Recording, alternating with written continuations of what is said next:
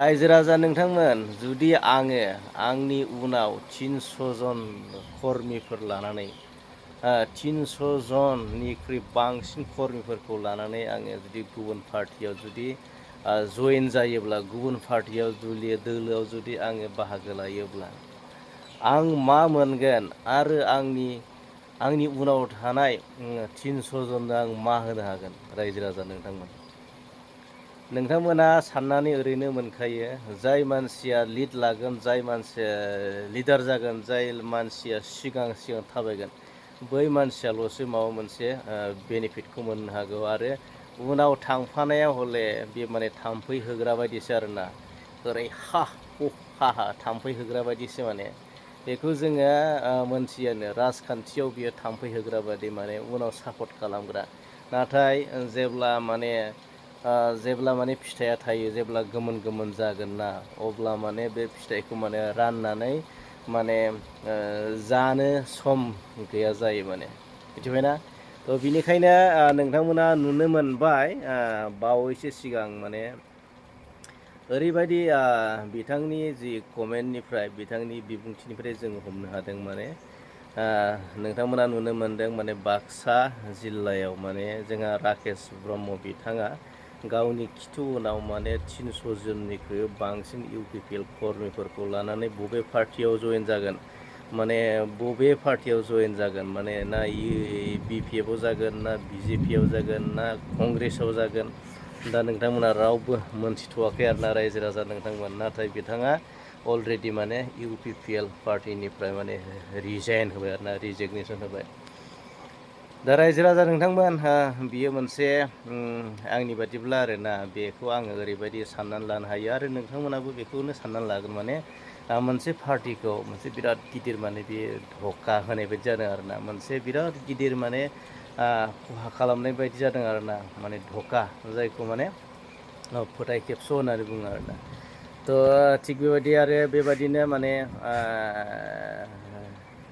जि थांखि, नङा होमबा, बेखौ नुयोब्ला माने बे 300 जन लानानै जुदि बियो गुबुन पार्टियाव जयेन जानो थांगासिनो दं, बेखौ जोङो हिसाब खालायोबा, केलकुलेसन खालायोब्ला रायजो राजा मा मोनो जोङो माने बे जायगायाव माने मोनसे पार्टिखौ माने फोजोबनायनि मोनसे बेयो षड़जन्त्र आरोना, फोजोबनायनि मोनसे बे माने थांखि आरोना, मिसन भिजन आरो माने बे पार्टिखौ माने जाय पार्टिनिफ्राय बे मानसिया माने ओंखारबोगोन, बै पार्टिखौ माने बे जायगायाव माने जोलैनोबो माने दोनला आरोना, बेखौ माने फोजोबथारनोसै आरोना, धंस' खालामथारनोसै आरोना, नै बेबायदि आरोना बे थांखिया। माने जिथुनाखि हारसिं जयेन जानायखौ नोंथांमोना नुनो मोना, हारसिं माने रिजेन होनानै गुबुन पार्टियाव बारनायखौ नुनो मोना। गावनि खिथु उनाव माने गावनि माने कर्मिफोर, गावनि वार्कार्सफोर, गावनि जायफोर माने खामानि मावग्राफोर, बेखौ माने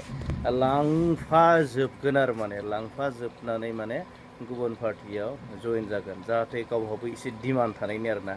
आं गावनि खिथुआव जुदि 300-400 जुदि मानसि लांफानो हायोब्ला, लांफाग्राया, रायलायग्राया डिमान्ड जागोन ना जाया? जाय पार्टिजों माने मेनेज खालामदों ना, मेनेज जादों, माने कमप्रमाइस जादों, नङा होमबा, बै पार्टिजों माने बिहा बिराद अनजागोन आरोना, बिराद माने अनजागोन, खुदुमजागोन आरोना, आरो खामानिफोरखौ माने मोनगोन आरोना। बिहा बिराद मानसि दंलै, बिनि खिथु उनाव बिराद मानसि दं, ओरैबायदि होननानै बे मानसिखौ जोबोद अनगोन आरोना रायजो राजाफोर। बेहासो अनजागोन आरोना, बे मानसियासो अनजागोन। नाथाय बिनि फल'वार्सफोरा, बिनि खिथुआव थानायफोरा माने बे माने थाम्फै होग्राल' जानो हागौ आरोना, थाम्फै होग्राल' जानानै थागोन आरो बिसोरनाव जेबो माने सुबिदा मोना आरोना, बिसोरो सुबिदा मोनखाया। आरो रायजोनिथ' सुबिदा जाहोगोन, रायजोनि खामानि जाहोगोन, माबा मोनसे रायजोनि खामानि, ओनसोलनि जौगानायनि माबा मोनसे खामानि दामानिखौ होखागोन। नाथाय बेक्तिगत माने बे लान्जायाव थाग्राफ्राथ' थाम्फै होग्रा, आरो रायजोनि खामानिबो जागोन। आरो जाय मानसिया 300 जनखौ लानानै खामानि मावनो ओंखारदों, बबेबा पार्टियाव दोलोआव बास्लायनो सानदों, बाहागो लानो सानदों, माने बै पार्टिजों गोरोबनानै खामानि मावनो सानदों, बेहा माने फुल माने पावारफुल जाबाय आरोना। बैसोरनि थाखाय माने मान सन्मानखौ बिराद मोनगोन आरो, बा बेनि उनाव गोग्गोम मानसि दंखायोलै, बेखौ जुदि जोङो गरसे गरनै होआब्ला, बेखौ जुदि एसे एनै बुजायाब्ला, बेखौ जुदि जोङो मेनेज खालायाब्ला, बिनि खिथु उनाव थानायफ्राव माने गाज्रि जाजोबनो हागौ। माने 400-500 जन मानसिफोरा माने रेजेक्ट जानो हागौ। थ' बेबादि सिन्था धारणाजों बिथांखौ खोब मान होगोन, बरायगोन आरोना रायजो राजा नोंथांमोन। थ' बेबायदि आरोना बेनिखायनो थ' बेयाव जोङो जेबो नुहुराखै।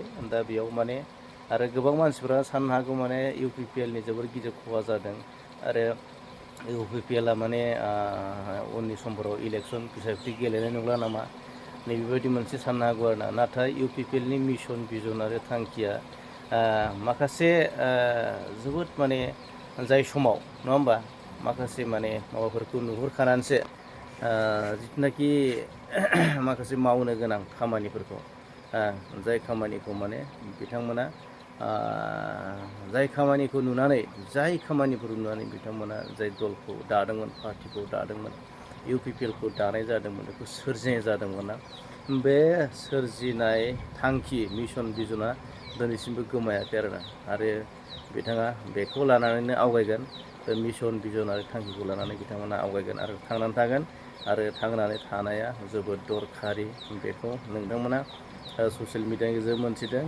आरो इयुनावबो 300 जन थांनायनि उनावबो सोरबा सासे EM थांनायनि उनावबो बे पार्टिया जे लोरबां जानाय नङा आरो लोरबां जाखानायबो नङा। रायजो राजानि लोरबां जाखाया, बेखौ नोंथांमोना साननो नाङा जे लोरबां जासिगोन होननानै साननो नाङा आरोना।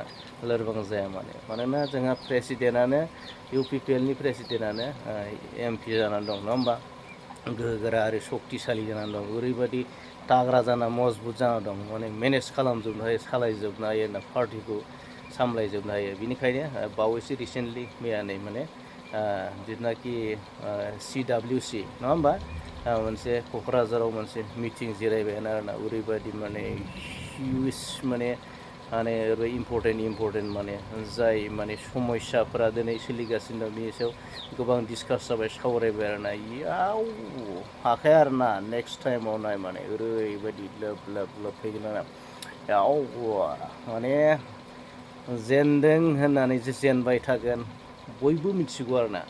जेननाया जे जेनबाय थागोन, मेट्रिक फेल जानाया फेल जाबाय थागोन, बे होबाय थायोब्ला बे माने एकदम साबसिनसो पास खालामनो हायो आरोना रायजो राजानि थाखाय।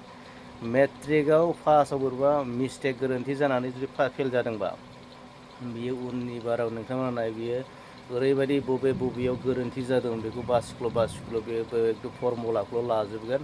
बेनि उनाव बियो माने टप 10 मारियो आरोना। थिग बेबायदिनो सानसे समाव UPPLआ माने फैनायनि लामायाव दं आरोना। थ' लोरबां जानायनि बेयाव जेबो खोथा गैया।